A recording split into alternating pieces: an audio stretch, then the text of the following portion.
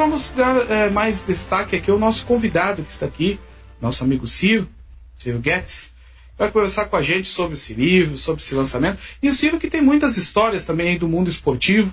Tive aí a oportunidade de acompanhar a sua entrevista esses dias na nossa Coibã, da Rádio RCC. E acompanhei de perto, né, um pouco ali de perto, não, ouvindo o rádio, é claro, né, algumas das histórias aí, né, se tu tem uma boa estrada nesse mundo esportivo aí. Eu gostaria de iniciar a nossa conversa querendo saber o tempo já que tu tem de rádio, né, quantas jornadas esportivas, enfim, né, tu conta um pouquinho pra gente, pros nossos ouvintes, essa tua história aí no rádio, e depois entramos direto aí sobre o livro que tu lançaste já, né, e que está sendo aí um grande sucesso.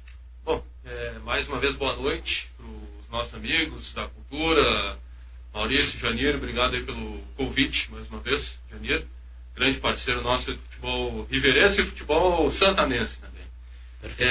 Olha, uma trajetória de algum tempo já no rádio, né? Ainda acho que tem muito caminho a ser trilhado, todavia, mas começou ali por 2005, 2006, em São Leopoldo. Minha terra natal, na verdade, é Porto Alegre, mas a terra que me adotou foi São Leopoldo, onde a minha família reside, né? Então, imaginem vocês, nesse tempo de pandemia, não é fácil. Desde fevereiro, que a gente só se comunica através de WhatsApp, né, de live. Vídeo chamado. Exatamente. Então, hoje, por coincidência, no dia de hoje, eu havia mandado, em todos os programas dos Correios, estava ouvindo agora há pouco a programação, muitos atrasos, né? Estão em greve, né?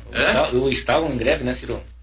Não, ainda estão. Ainda estão de greve. O problema é que são algumas regiões que estão em greve e outras não. Aqui em Livramento, por exemplo, eu estou desde, sei lá, umas 3 semanas, né? Quase todo dia batendo ponto ali no Correio para enviar o livro. E aqui, pelo menos, sério que está tranquila a situação. Agora, em outras regiões, sim, né? O pessoal paralisou, e tem uma dificuldade. Para vocês terem uma ideia, tem livros que eu mandei depois e que chegaram primeiro do que outros que eu mandei. Os meus pais, por exemplo, receberam, estavam numa expectativa, né? Que é aquilo que eu estava dizendo. Pô, faz tempo que eu não vejo eles, pessoalmente não vejo eles. E aí eu quis fazer uma surpresa, mandei um livro para eles. Isso foi no dia 7 desse mês, só hoje que chegou. Negócio impressionante como a coisa está acontecendo. A demora, né? O negócio é louco.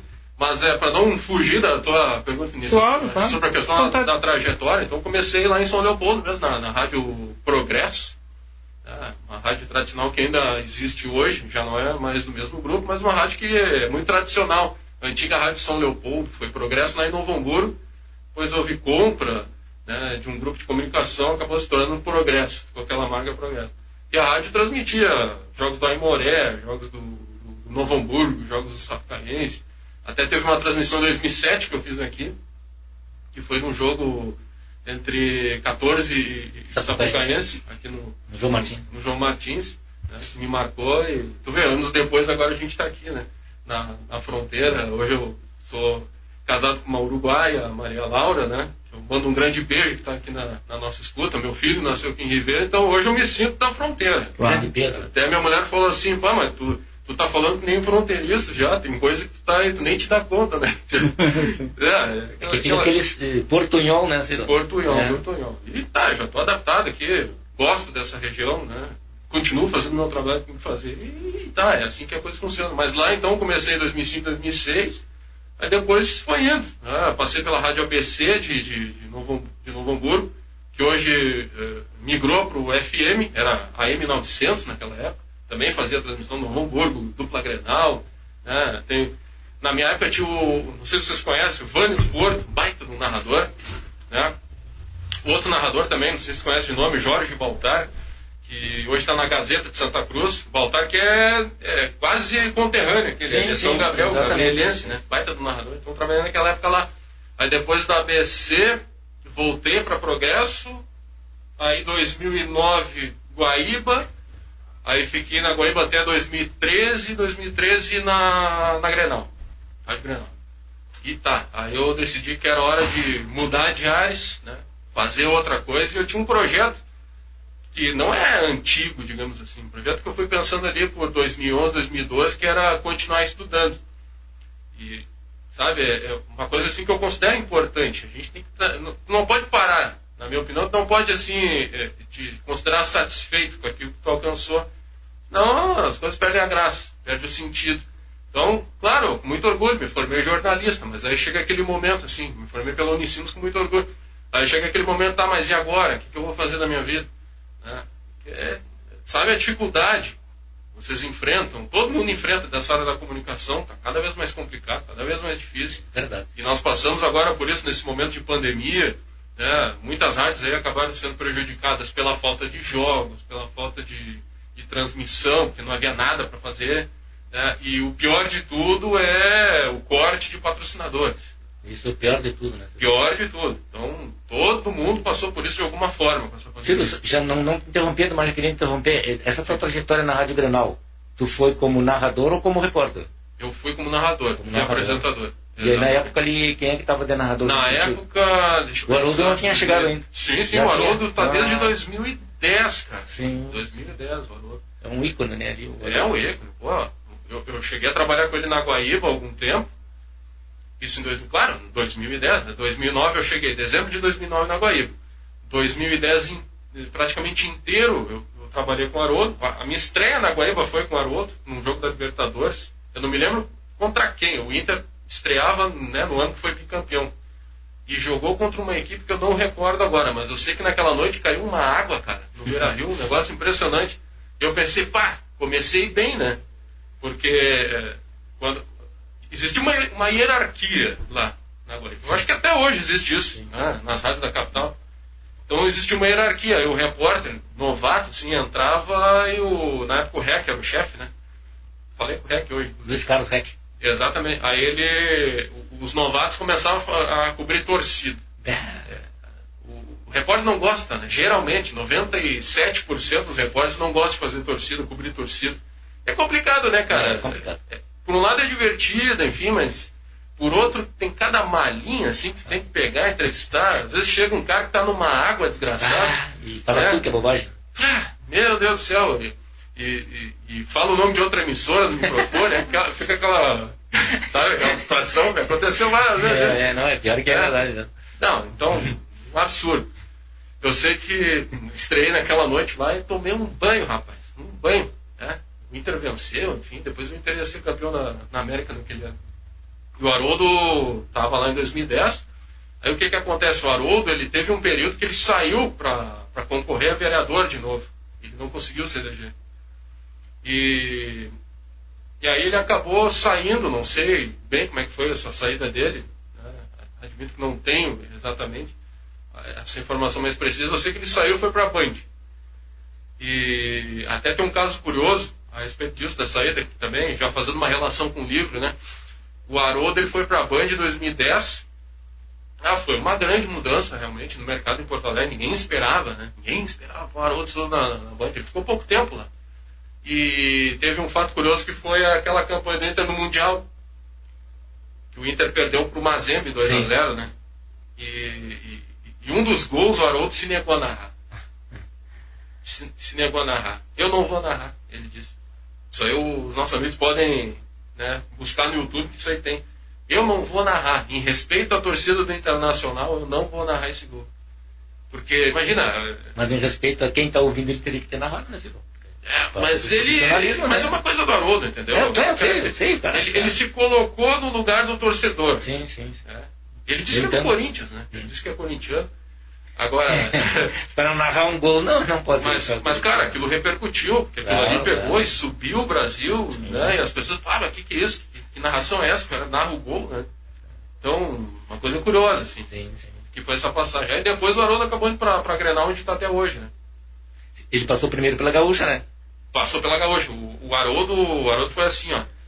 Ele veio pra cá em 1974. Ele é mineiro, se não me engano, né? Não, ele é paranaense. Paranaense. Jacarezinho.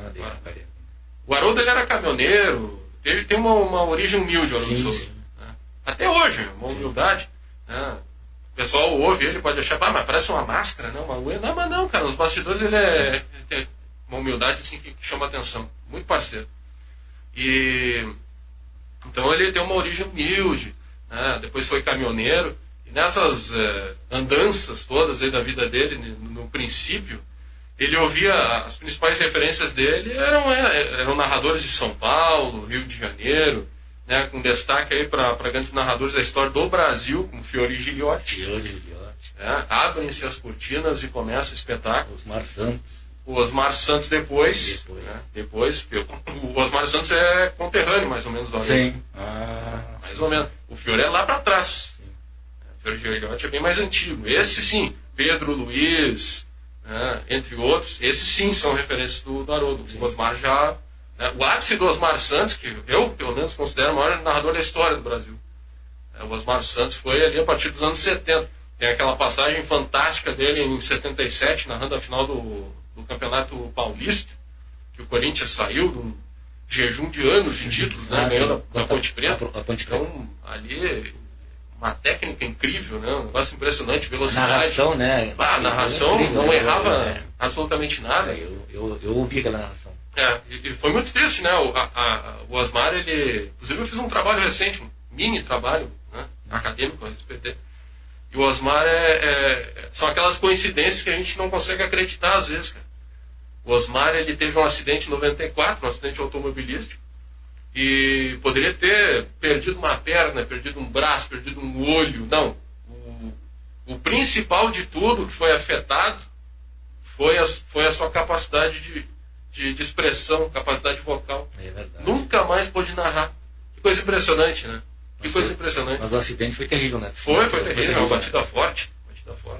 Aliás, a família do Osmar Santos é uma família de narradores. A gente tem Oscar Ulisses Costa, são todos, né? Irmãos e primos. Então, tá todo mundo na família aí. Mas o Haroldo é isso. Pô, uma satisfação ter trabalhado com ele. Tu está numa jornada esportiva que o Haroldo tá narrando. Quando nós fomos lá agora para Porto Alegre, não tinha aquele jogo ali, eu e outro colega meu, né? E ele vinha vindo ali, a gente até conversou um pouquinho assim, rápido, mas conversou. A gente viu que é um cara bem legal. Um cara bem legal. Então, a minha trajetória profissional foi essa. E aí depois eu decidi que era o momento de mudar de área, entende? Fazer outra coisa. Né? E eu já estava interessado nessa parte da pesquisa, por incrível que pareça, porque na faculdade... E essa tua pesquisa, quando que tu começou, Silvio? A pesquisa da narração comecei em 2014. Na verdade, 2013, porque foi projeto. Né? Então foi o projeto apresentado para o mestrado na Pontifícia Universidade Católica do Rio Grande do Sul. Então mudou completamente o projeto do início. Era bem diferente o que eu ia fazer, mas era sobre narração. Enfim, em resumo, era sobre narração esportiva. E ele foi ganhando forma na medida que o tempo foi passando, na medida que eu fui aprimorando outras leituras. Né? Chegou, para quem já fez mestrado, para quem já atua nessa área acadêmica, vai saber, um dos momentos mais importantes do mestrado e do doutorado é a qualificação. Ali que tu ganha o norte. Ali que os professores os bons professores, né, vão te orientar quais são os caminhos que tu pode. Aí é a tua escolha, tu pode escolher. Mas geralmente o bom professor te dá uma orientação importante, são bússolas que te orientam para aquele norte que tu às vezes necessita que tu não te deu conta. Então a minha qualificação foi espetacular. O ruim do mestrado que são 2 anos. E a qualificação eu fiz mais ou menos em julho. Então eu tive que fazer um trabalho braçal para dar conta do recado, com entrevistas, com pesquisa bibliográfica, entre outros fatores, para deixar o trabalho pronto em novembro para ser defendido em dezembro. E em dezembro tu tem que mostrar tudo que tu fez. Exatamente. No dia 15 de dezembro de 2015 eu defendi o meu trabalho. Na banca, a minha orientadora, Doris Fagundes Hausen, que é um dos maiores ícones da área acadêmica de rádio, de estudo de rádio. E junto o professor Luciano Kleckner, que entre várias obras é autor do Repórter S, um trabalho excepcional, né, que ele fez, e o professor Sérgio Ueda. O ponto positivo é que ambos professores, eles adoram futebol. Facilitou muito. Então conhecem narradores, conhecem rádio, conhecem história. Me ajudaram muito nisso. E o trabalho, ele ganhou forma e ficou excelente. Só que o que acontece? Aí na defesa, em 15 de dezembro, depois no final, o resultado foi espetacular. O resultado saiu como louvor, né? Que é a nota máxima e mais ainda o louvor com uma avaliação final. Aí eles me orientaram, pô, esse trabalho rende um livro. Rende um livro sobre Tu não tinha pensado nessa ideia, tu já tinha pensado nessa Mais ideia? ou menos. Mas eles enfatizaram isso. Olha, isso aí rende um livro. Tem muita coisa sobre narração, mas não dessa forma, assim. Em que a gente tem uma junção de muita coisa, de muitos materiais, de muitas referências numa compilação, digamos assim, ou num trabalho mais elaborado. E comecei a alimentar aquela ideia. Só que aquela coisa, cara, tu tem que estar com espírito para escrever um livro. Tem que estar com espírito, tem que estar com tempo, tem que estar com disponibilidade financeira, porque, infelizmente, a realidade eu vou trazer agora, para quem não sabe, produzir livro no Brasil é caríssimo. Então, para a gente que vive numa realidade, né, mais ou menos na média, vamos dizer assim, da sociedade economicamente falando, então o cara tem que fazer um esforço se quiser produzir um livro. É complicado, né? É muito difícil. Hoje em dia, uma editora que te abraça e edita um livro teu sem cobrar absolutamente nada é algo raro, ainda mais em fase de pandemia que a gente está vivendo. E ainda mais uma pessoa que não é conhecida assim no meio ali, né? De escritura, de livros, essas coisas, né, Silvio? Não, é complicado. Então, cara, passou 2015, 2016 eu fui dar aula em Joinville, no Instituto de Educação Luterana de Santa Catarina. Aí a minha esposa acabou engravidando, né, encomendou o guri. Aí eu pensei, eu vou fazer o meu papel de pai, né, cara? Porque a gente morava em Santa Catarina e não tinha uma estrutura para atender as nossas necessidades. E nesse intervalo tu deixou a rádio de lado? Deixei a rádio lá, deixei. Eu estava só enveredado para a área acadêmica. Não deixei o rádio de lado porque eu dava aula de radiojornalismo. Claro. Eu digo assim, não atuava profissionalmente. Claro. Isso, não estava mais atuando. Então, o que acontece? Aí a esposa engravidou e muda a cabeça do cara, né? Tu é pai? Não sei se tu é pai também. Não. Cara, a tua vida muda completamente quando tu sabe assim, né? Dá um giro de 90 graus. Pô, há 5 segundos atrás, quando tu não era pai, 5 segundos depois, quando tu sabe que tu vai ser pai, que é uma responsabilidade que veio, né? Aí na hora eu já pensei, cara, não vamos poder ficar aqui, né? Porque ela já estava com saudade, estava distante. Imagina, são o quê? 900 quilômetros, se não me engano, de Joinville daqui, é longe. Eu estava longe da minha família, ela estava longe da família dela, né? Então, vamos voltar. Decidi voltar. Larguei tudo que eu fazia lá para dar conta do recado aqui, né? Com o guri. E aí o tempo foi passando, e o livro engavetado lá, né? E aí, como é que vai ser a coisa? Arquivado. Foi. 2016, final, vim para cá, me estabeleci aqui na fronteira. 2017, fevereiro, nasceu o guri. E aí o Janir sabe, que ele estava nesse projeto também, que eu estou atuando também aqui na nossa co-irmã, a Reconquista, né? Que é uma parceira da Rádio Cultura. A gente volta e meia faz uma conexão legal. Hoje um pouquinho menos, que a pandemia atrapalhou, principalmente a questão de patrocínio, enfim, né? Eu mantenho ainda o esporte lá, mas deu uma freada nesse instante para dar ênfase à questão do livro, principalmente. E aí a Reconquista volta para o rádio, né? 2017, 2018, 2019. E aí em janeiro de 2020, eu sempre tenho aquela coisa assim, quase uma cerimônia, né? Todos os anos o cara começa a dar uma pensada, filosofa. Como é que está a minha vida? Onde é que eu ando? E daqui a pouco eu abro minha gaveta lá para dar uma limpada, aquela lixarada toda de papel, né? Jornalista e pesquisador que gosta de juntar papel é brincadeira. É verdade. Lá estava o livro. Não, estava o cartão da editora em cima, né? do rolinho que eu tinha pego 2 anos antes. Vou mandar esse livro, né? Vamos ver qual é que é, né? Sim. Porque eu pensei, cara, é a última oportunidade de botar esse livro aí de uma vez. E aí o Rolim aceitou, achou legal o projeto, e aí começou. Então, desde janeiro até julho, um trabalho árduo de reavaliação, de readequação, né, de nova pesquisa, porque tinha muita coisa desatualizada. Nesse meio tempo, aí, muitos narradores trocaram de emissora. Pra vocês terem uma ideia, o Marco Antônio Pereira, amigaço meu também aí. Quando eu entrevistei o Marco Antônio Pereira, eu não me lembro o dia exatamente, mas eu fui lá na Rádio Gaúcho para conversar com ele, né? E ele eu não sei se ele já sabia ou se ele estava sentindo que ia acontecer, mas ele dizia assim, sobre a questão do narrador, que eu analiso hoje, né? Qual é que é o papel do narrador? Ele dizia assim, eu não estou fazendo muita coisa hoje aqui na Gaúcho, estou apresentando alguma coisa ali narrando aqui. Porque eu não sei se amanhã eu vou estar aqui, né? Tinha dito e feito. Eu acho que no outro dia a Gaúcha acabou dispensando o Marco Antônio Pereira da rádio. Aí logo depois ele foi para Guaíba, né? E aí o Marco Antônio foi para Guaíba, depois passou rápido pela Grenal, narrou com o filho dele que também esses dias, é impressionante o mercado, né? O Henrique Pereira, acabou de ser demitido também da Rádio Grenal, mas os dois chegaram a trabalhar juntos, pai e filho na Grenal. Olha só, que interessante isso. E agora o Marco Antônio, ele, depois dessa saída da Grenal, ele disse que não queria mais narrar, tinha abandonado, só que é cachaça o rádio, né, cara? É verdade. E aí a Band pegou, convidou e ele tá lá de novo, né? Agora é narrador da Bandeirantes. Mas então, é isso aí. O livro, pessoal, basicamente ele conta a trajetória que teria começado, tá? É muito difícil tu afirmar, esse narrador foi o primeiro. Por quê? Porque a gente não tem, principalmente, vestígios que provem esse tipo de coisa. É um risco, né? É um risco que eu tô tomando aí, de daqui a pouco alguém descobrir e dar uma informação mais precisa do que a minha. Mas, atualmente, o Hernani Ruschel, que foi reconhecido principalmente como um grande nome do rádio, como um radioator, enfim, não era muito a praia dele a narração, ele é considerado o primeiro narrador. Então, a narração teria começado em 1931 no Rio Grande do Sul.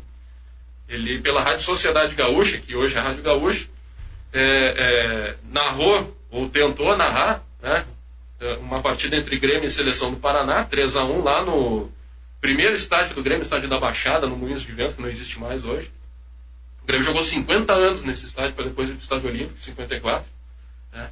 Então, essa teria sido a primeira transmissão.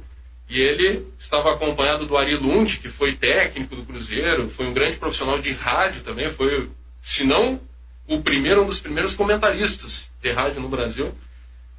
Para ajudar o Hernani Ruschel, ele soprava o nome dos jogadores no ouvido do cara. Imagina que loucura, né? Naquela época era difícil, imagina, o Hernani Ruschel, o que a história conta é que ele não gostava de futebol, então não conhecia muito regra de futebol. Sim. E naquela época não tinha uma técnica ainda estabelecida, ou não havia técnicas. Porque o rádio estava começando também no Uruguai, estava começando na Argentina, inclusive na Argentina agora está fazendo 100 anos, né?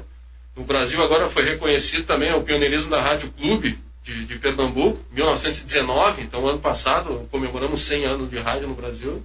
O rádio no Uruguai também tem 100 anos. A diferença é que o esporte lá começou mais cedo. Né? O Uruguai já transmitiu a Copa do Mundo em 1930. Isso aí já está confirmado. Já, né? Não tem vestígio sonoro, isso não sabe, mas transmitiu. Então, não havia influência, cara. A gente não tem nem ideia que tipo de transmissão teria feito o Hernani Ruschel. Então esse é o período dos desbravadores, que vai de 1931 até final dos anos 50. E são esses narradores, como Cândido Norberto, como Farid Germano, narradores que não tinham uma técnica estabelecida. O Cândido já tinha uma certa influência do rádio uruguai e argentino, né? Que já pegava, né? Mendes Ribeiro também, né, Ciro? Mendes Ribeiro depois Cândido Norberto, aventureiros da narração. Caras que iam transmitir com equipamentos que pesavam toneladas, vamos dizer assim, né? O Cândido Norberto, ele foi o primeiro a transmitir um jogo internacional em 1949. Imagina. No Estádio Centenário, foi sozinho, imagina. Transmitir a vitória do Grêmio 3-1 em cima do Nacional. Aniversário de 50 anos do Nacional, o Grêmio ganhou e o Cândido estava lá. Tem uma foto, inclusive, do jornal Zero Hora mostrando. Muito legal. Esse jogo aí teria sido gravado, na verdade. Era muito comum antigamente, né? Tu gravar o jogo, mandar a fita, aí a fita demorava 1 ou 2 semanas para chegar, e aí na própria jornada eles anunciavam, né, que você está ouvindo essa gravação, ouça a gravação. Né? Só depois que o rádio ao vivo foi. Bem depois, claro. Bem depois. Né? Então esse período aí. Tu sabe que aqui não fica muito longe a Rádio Cultura. Eu me lembro quando você narrava muitos jogos aí aqui do 14 de julho, Grêmio Santanense, você ia pro estádio com aqueles rolos. Sim. Né? De cabo. Né? Isso. Cabo. Os rolos de cabo que tu tinha que espichar de ponta a ponta. Eu espichei muito cabo também. Isso, de ponta a ponta. Né? E os equipamentos tudo debaixo do braço, né? Mesa, enfim, né? E depois hoje tu vê que a tecnologia ela mudou bastante. Sim. E que hoje tu transmite um celular. Né? Tu faz uma transmissão via celular. Hoje tu faz a transmissão que nem os guris agora, a última jornada que teve, pelo link, né? Tu transmite um link ao vivo, né? Instala, né? Coloca o equipamento, puxa a antena e o som balaço, né? E o som como se tu tivesse, de repente, lá até na cabine, enfim, né? Então, são as coisas que tu falasse, isso faz aqui a gente parar e pensar, né? No antes e no depois, né? Nas coisas que como eram bom antigamente e que se dava bastante valor, e que hoje tem toda essa tecnologia, né? Porque as coisas avançaram, né? As coisas realmente, a evolução, né, do rádio, eu posso dizer assim, foi muito boa. Aqui mesmo a gente pode dizer na fronteira, hoje, Santana do Livramento, que nós, a Rádio Cultura, com 76 anos, é a única emissora AM que nós temos aqui no município. Né? Eram duas emissoras, a Rádio Maratã e a Cultura. A Maratã migrou para o FM e nós somos a única AM. Né? E temos uma grande satisfação e um grande carinho de ser a emissora da comunidade AM por esse potencial que é o balaço, né, da Rádio Cultura hoje. Hoje a Rádio Cultura ganhou uma camada nova de ouvintes e uma audiência espetacular, né, Ciro? E tu também trabalhas numa AM e sabe disso. Que o esporte aqui mesmo, né, Janir? Na nossa rádio, ele nunca morreu. Nós tivemos agora há pouco aí um tempo sem esporte, né? Aqui é a Rádio Cultura. E agora o Felipe, quando retornou, né, voltou novamente com o esporte. E agora mesmo ele teve que sair, se ausentar, e nós tocamos o barco aqui. Né? Tu falasse uma das coisas de um dos narradores que não tinha conhecimento de esporte. E eu me identifico nesse narrador. Eu me identifico, eu não tenho conhecimento algum do esporte. Quando o Felipe e o Adélio Gomes Pereira me procuraram, Maurício, tem que comandar o programa lá de noite. Eu disse, bom, eu comando, mas o Janir tem que estar comigo. Por quê? O Janir, ele tem mais conhecimento do esporte. Né? Tem mais... Eu não tenho, eu não minto, realmente. Eu sou programa, eu sempre digo, faço programa de oba-oba. Né? O programa musical, até o jornalismo, eu também vou levando, como eu criei aqui hoje no Cultura Esportes. Cultura, Esportes e Informação. Mas, Maurício, é que tu tem uma característica que é fundamental para o radialista. Que é uma característica que era uma das principais do Hernani Ruschel na época. Sim. Que é a capacidade da improvisação. Exato. A capacidade de lidar com uma situação que tu não está acostumado, mas tirar letra disso. Claro, exatamente. Entende? E se tu tem o auxílio, assim como o Janir está sendo para ti, como o Ari Lund foi para o Hernani Ruschel. Exatamente. O auxiliar. Exatamente. E por aí. E a gente vai fazendo. Eu digo, olha, para mim está sendo uma experiência nova, realmente. Né? Eu entro, vejo as notícias esportivas, até acompanho alguma coisa no noticiário, até para chegar aqui, daqui a pouco o Janir me faz uma pergunta, né? Não ficar feio, né? Mas eu sempre tive, assim, um carinho enorme com aquelas emissoras que têm o esporte, que faz a diferença. Né? Tu ter um esporte de qualidade, tu ter um jornalismo de qualidade, isso só tem a engrandecer a emissora. Né? Eu acho que isso é muito bom. É porque eu acho que o esporte é um dos carros-chefe de qualquer rádio, né? Com certeza, exato. Porque o brasileiro já nasce com uma bola embaixo do braço. Exatamente. Que nem a gente comparar com os irmãos uruguaios. Nasce com uma bola de um lado e o mate do outro. É assim, o futebol faz parte da nossa cultura. Ele está enraizado com a vida do brasileiro. E o futebol e o rádio e a narração e a reportagem, todas evoluíram junto nesse sentido. Né? E ao longo do tempo foram se agregando características e muita criatividade. O rádio brasileiro é muito criativo. Por isso que nós temos os melhores narradores do planeta. Não é querer puxar para o nosso lado, mas é verdade. É verdade. É só tu fazer uma análise de tanta diversidade de estilos que a gente tem, pegando Porto Alegre mesmo, que é esse recorte que eu faço. Né? Então é um negócio impressionante. Mas ali é uma escola de narradores, né? Escolas, eu digo, né? Eu não digo que é uma escola só, são escolas de narração. Né? Porque são tantos atributos, tantas coisas assim legais que foram surgindo com o passar do tempo que engrandeceram, enriqueceram a nossa narração. Ciro, falando mais um pouquinho sobre o teu livro, eu tenho visto ali no Face, ali, vejo que está espetacular aí a aceitação das pessoas, né? Fala mais um pouquinho sobre essa aceitação, as pessoas pedem.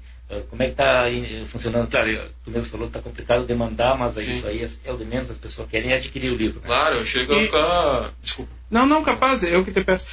E além disso, também, eu junto ao Janir a pergunta, tu já falasse, né, aonde foi mais ou menos baseado, né? Mas o que mais ou menos assim, qual foi um dos fatores que tu achou muito importante destacar no teu livro? Né? Algo que tu destacou bastante, que tu, eu vou destacar esse tópico aqui.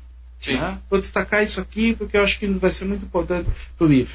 Um dos principais destaques do livro é a parte final, onde tem um tópico, digamos assim, que se chama Árvore de Referências.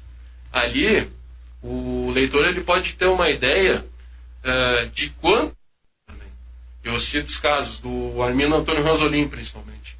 Haroldo de Souza influenciou bastante, mas o Ranzolin foi o principal influenciador da narração que veio a seguir. Pela técnica, pelo estilo, pelo comando. Foi o que pela puxou. Voz. Exatamente. Então tu observa aquele tópico e tu vê aquele amaranhado, é um negócio espetacular, né? Como cada degrau que foi sendo construído nessa história da narração, ela dependeu muito de cada um desses que passaram, de cada um desses que influenciaram e fizeram história. É bastante interessante. Eu diria que esse é o ponto ápice. Assim. Eu até gostaria que tu seguisse mesmo, como o Jani falou, contando mais um pouco até do livro, até para as pessoas também, o pessoal de casa, também entender, né, como foi praticamente para ti fazer todo esse livro e esse sucesso que está sendo esse livro. Para fazer o livro foi complicado por toda a pesquisa, né, por todo o trabalho. É o que mais demora, né? É o que mais demora. Mas, por outro lado, foi fácil porque eu sou apaixonado por narração esportiva. Então, para tu produzir um trabalho desse, tu tem que gostar. Em primeiro lugar é isso. Tem que gostar do que tu tá fazendo. E ouvir várias histórias também, né, Ciro? E ouvir. Ciro, porque tu vai ficar muito tempo fazendo isso. Tu vai ficar muito tempo em cima dessa obra, entende? Tem algum texto, tem alguma... Deve ter uma quantidade de atores ali, digamos assim, que são os narradores. Tu deixou algum de fora, assim, porque não deu para pôr no livro ou todos? Infelizmente, sim, cara. É uma ótima pergunta. Não deu para colocar todos. Então eu tive que fazer algumas escolhas. Alguns sim. E até resumos, garanto. Muita coisa, porque houve muitos narradores esportivos. Né? Eu quis colocar nesse primeiro livro, porque eu já estou até pensando num segundo. Eu já ia dizer, cuidado que vem volume 2 aí. Estou pensando num segundo, para ser justo com esses que ficaram de fora, que também foram muito influentes, né? Como o Farid Germano, que é pai do Farid Germano Filho, ficou de fora, foi o primeiro narrador a fazer uma transmissão interestadual, narrou um jogo no Rio de Janeiro, São Paulo. Antônio Carlos Rezende ficou de fora, Luiz Carlos Prates ficou de fora. Pedro Carneiro Pereira. Não, esse é obrigatório. Esse é o narrador, esse é considerado o maior narrador da história do Rio Grande do Sul. Também, né, Ciro? O cara é um ícone, né? É um ícone. É considerado o maior narrador da história do Rio Grande do Sul. Um acidente trágico, infelizmente, né? Infelizmente. Esses narradores que estão presentes no livro são narradores que eu cheguei à conclusão fazendo um levantamento de quantas vezes eles apareciam em trabalhos científicos ou na própria mídia, né, ou que fossem populares entre os ouvintes.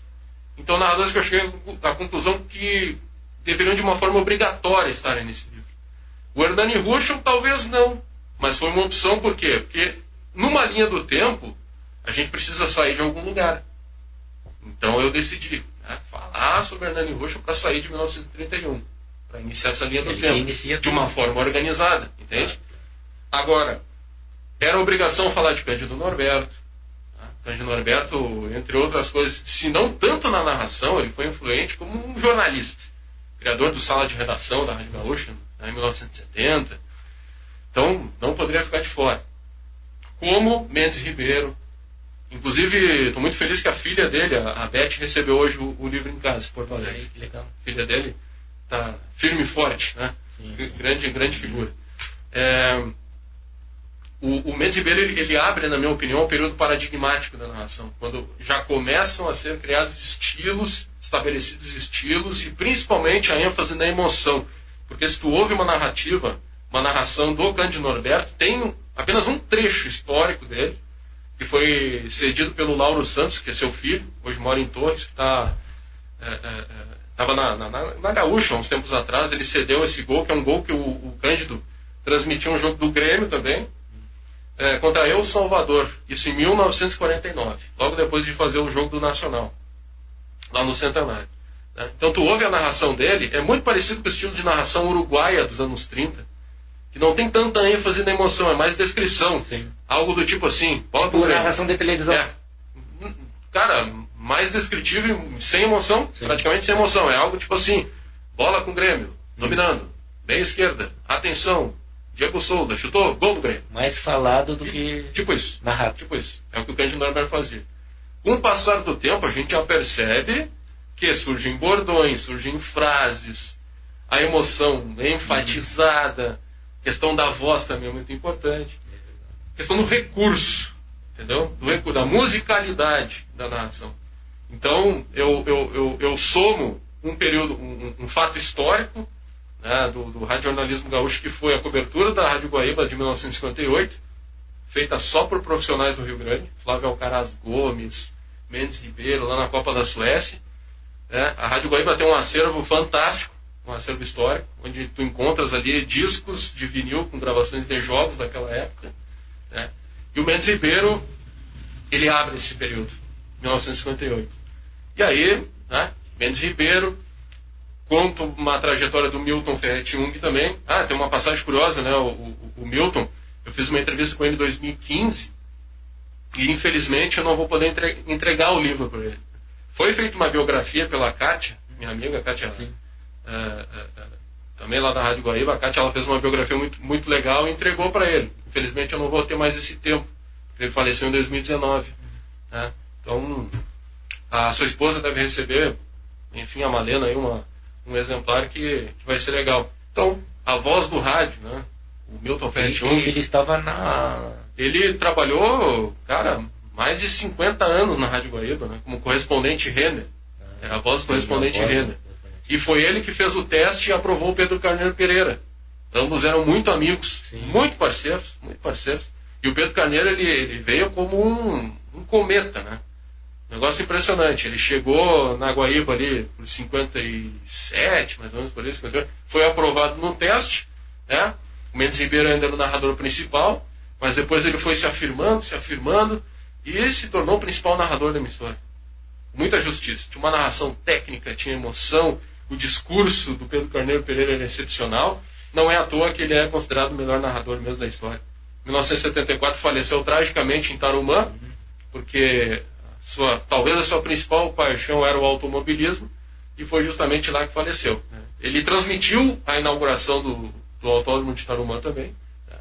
E tem aquela famosa passagem, ô Janir, que a Guaíba estava transmitindo 2 jogos, São Paulo e Inter no Beira-Rio, com Ranzolin, e Grêmio Desportiva lá no Espírito Santo, com Milton Ferretti-Ung.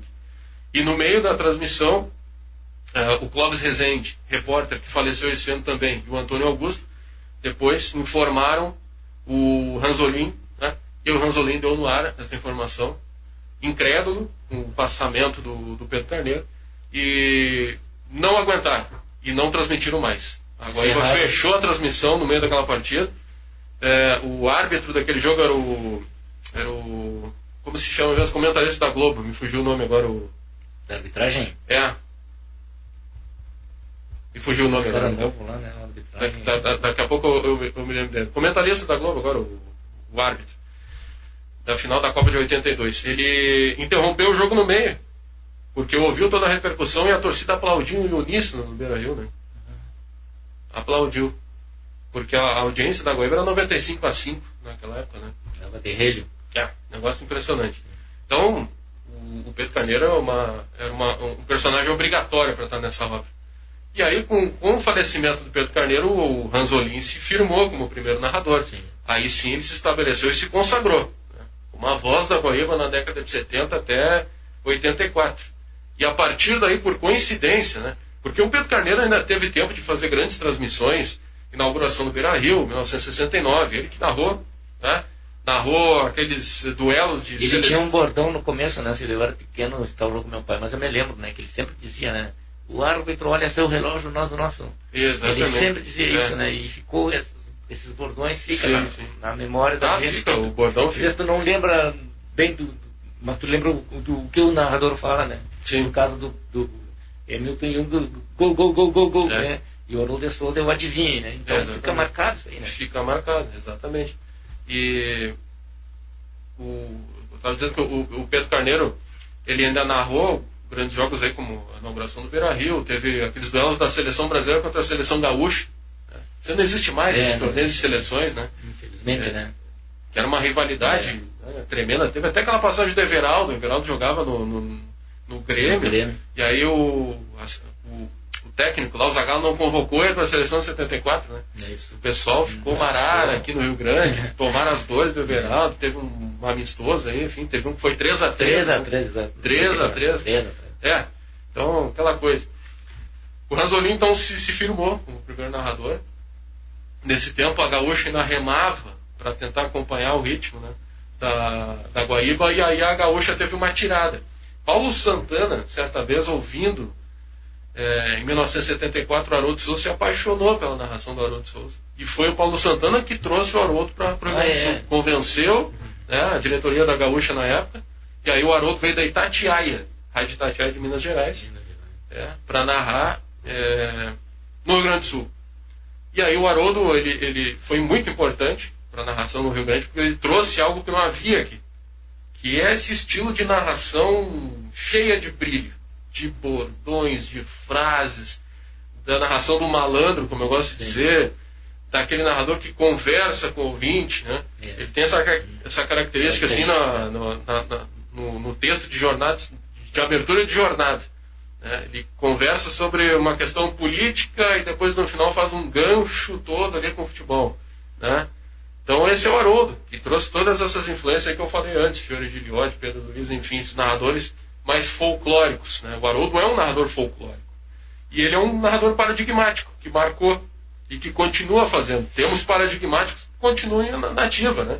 E aí conto outros ainda, Samuel de Souza Santos, que hoje... Galo Missioneiro. O Galo Missioneiro, mais adiante, né? Ainda desse período, o Roberto Brauner, que foi importante. Falecido já, né? O Brauner. Já falecido, já. O Samuel de Souza Santos, ele atualmente está afastado da narração, ele está mais comentando na Rádio Galera, uma rádio web, né? Sim. Famosa até ali em Porto Alegre, Rádio Galera. Mas foi um baita narrador também. O principal destaque do Samuel foi na Copa de 86, narrando pela Guaíba a Copa do México. Ele e o Milton, né? Milton fez uma Copa fantástica também em 86. E olha que a Guaíba estava numa situação complicada. O período paradigmático vai até 84. E aí eu pego e faço um outro gancho com um fato histórico de grande importância no mercado radiojornalístico, que foi a quase quebra da empresa jornalística Caldas Júnior e com a migração de vários profissionais da Guaíba para a Gaúcha, encabeçados pelo Ranzolin. Né?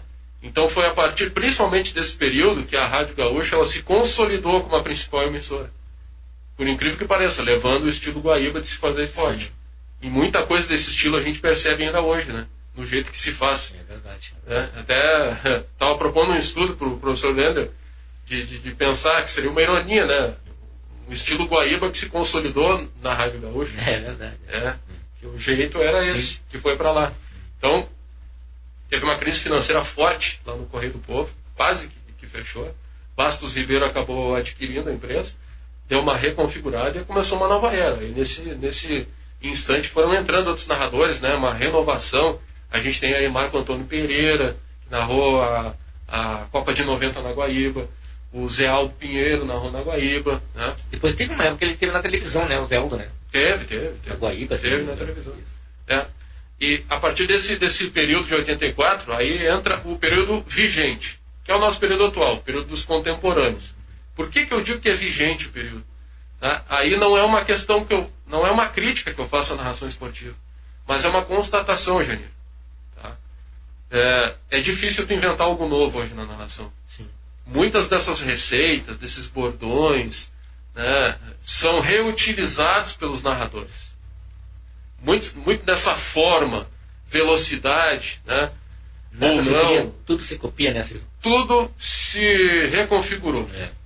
Então, eu não sei para onde que vai a narração. Não sei exatamente.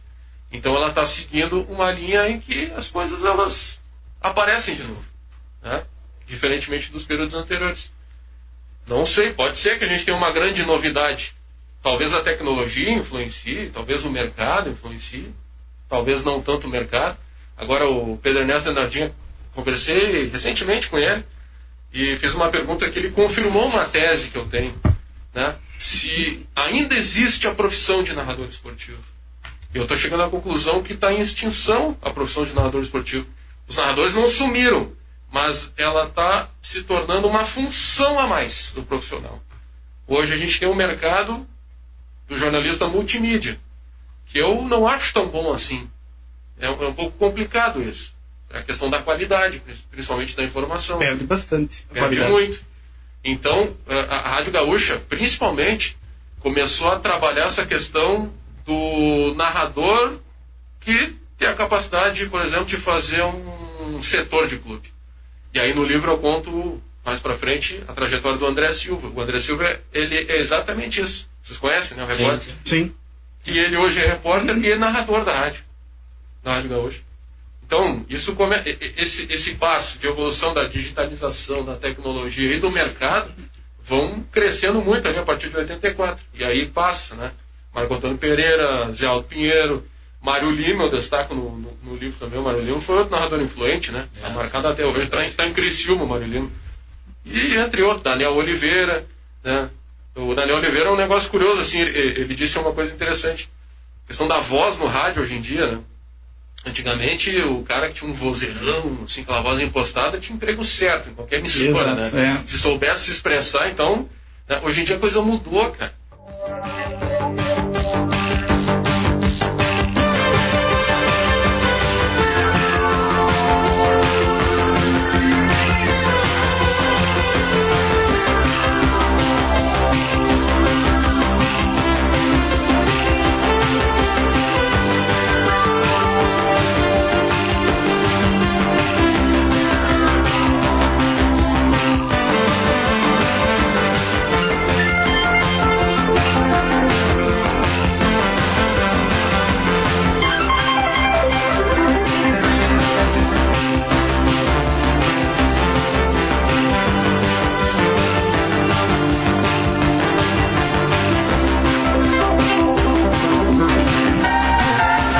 Estamos de volta, 20 horas e 42 minutos, com a parte final do nosso Cultura, Esporte e Informação aqui na Pioneira na Cultura. Estou juntamente com o Janir Nunes Vieira e com o nosso convidado, o Ciro Guedes. Ah, muito bem, Janir tá afiado, tu viu? Eu lanço e ele termina, tu viu? Quantas jornadas memoráveis, né, Ciro?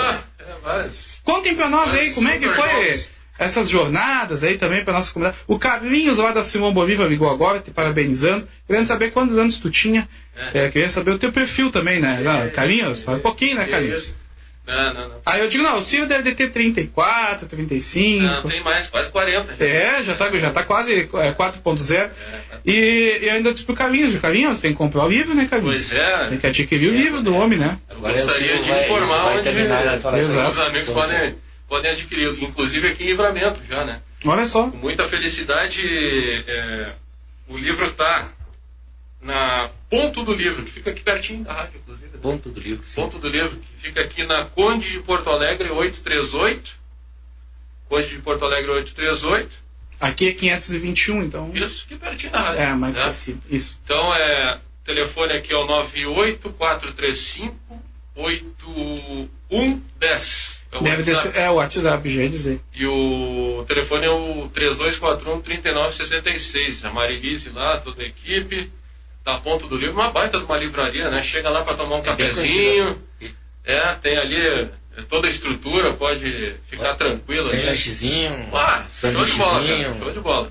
E já adianto outra, o lançamento oficial. É que essa coisa de pandemia aí, cara, eu resolvi, vou começar a divulgar o livro e tal, aquela coisa toda, né? Porque o lançamento oficial deveria ser assim, ou numa livraria, ou em algum local apropriado, né? Aí tu vai lá, fala do livro, banner, aquela coisa toda, aí o pessoal vai lá, tu autografa. Mas como é que tu vai ter aglomeração se não pode? Então a gente está respeitando.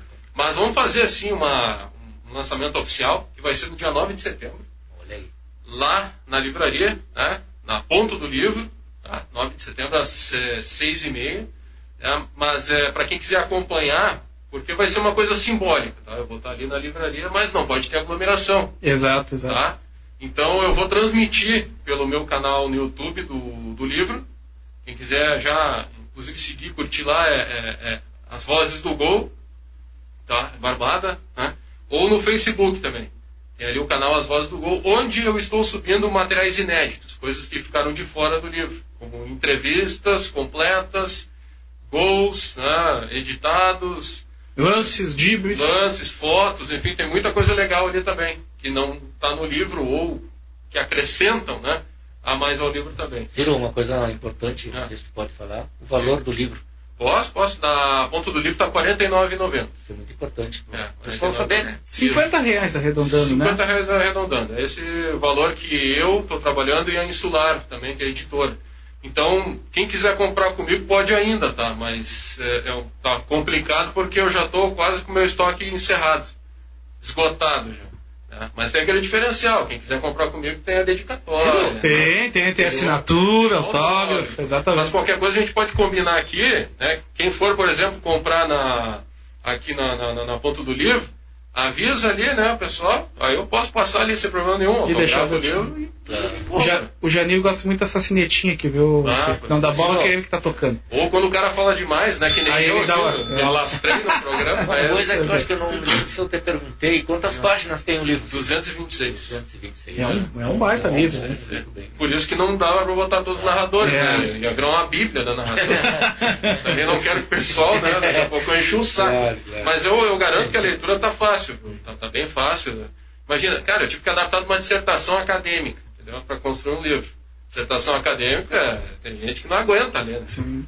Então, chega numa parte técnica lá, sai correndo. Então, e o meu WhatsApp também, 51. Isso, pode passar.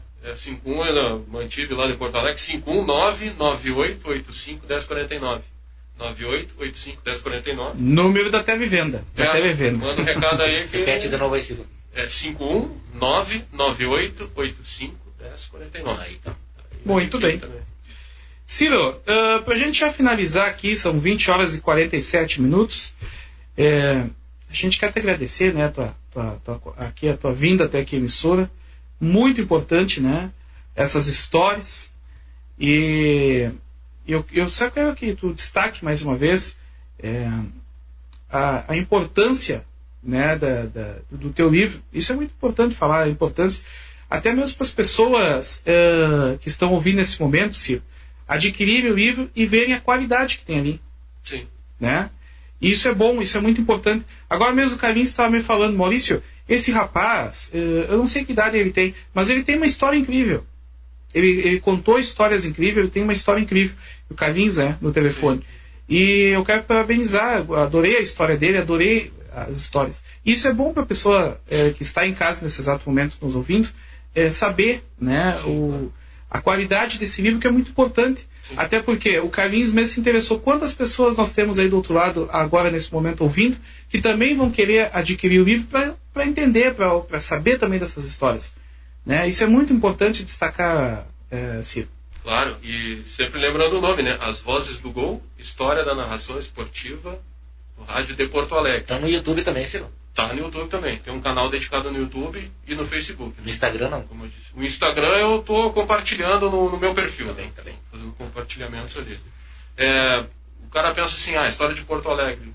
É que é um recorte, mas dá para considerar a história do Rio Grande do Sul. Só que, como eu disse, cara, são tantos narradores. Eu tinha um projeto agora da minha tese de fazer um estudo sobre a narração no interior. Ficou inviável. Porque se tu pega só a história da narração esportiva aqui em Santana do Livramento, quantos narradores tivemos aqui, cara? Mas vem aí, Bagé, vem aí o segundo livro, Pelotas e As Vozes do Gol. O segundo, na verdade, é para contemplar aqueles que ficaram de fora, como eu citei lá no início. Que me doeu de deixar de fora, mas tentar dar espaço, né? Mas é um projeto para ano que vem, né? E o livro, então, para que as pessoas se convençam. Isso. Ele é feito para quem gosta de narração esportiva, quem gosta de história, quem gosta de futebol e quem gosta de rádio. Esse é o título. Em resumo, é isso.